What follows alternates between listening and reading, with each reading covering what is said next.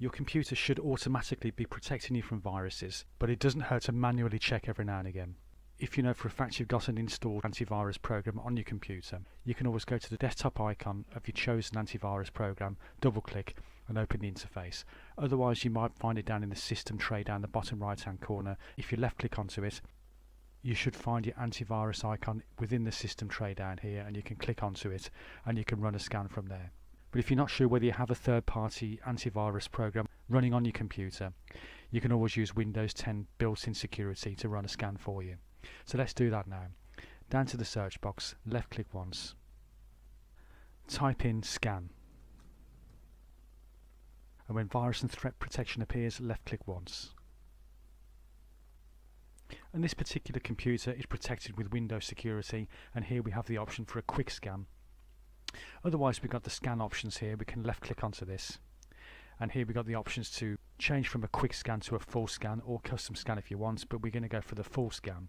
But it does take a few hours to complete, but you can continue using your computer at the same time. So put the pointer and click into full scan, scroll down and we click on scan now. And now the computer's running a scan. Like I say, it can take a couple of hours, and you just leave it until it's finished. The computer will tell if it's found any viruses, and the tool will remove those viruses for you.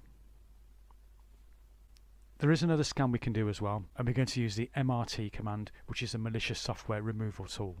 Down to the search box, left click once, type in MRT. When the MRT command appears, left click once onto it. Click on yes. When the removal tool appears, click on next. And again we've got the option for a quick scan or a full scan. We're going to go full scan. Put the pointer into the radio button, left click into it, and then click on next. And this is now going to scan for malicious software generally on your computer.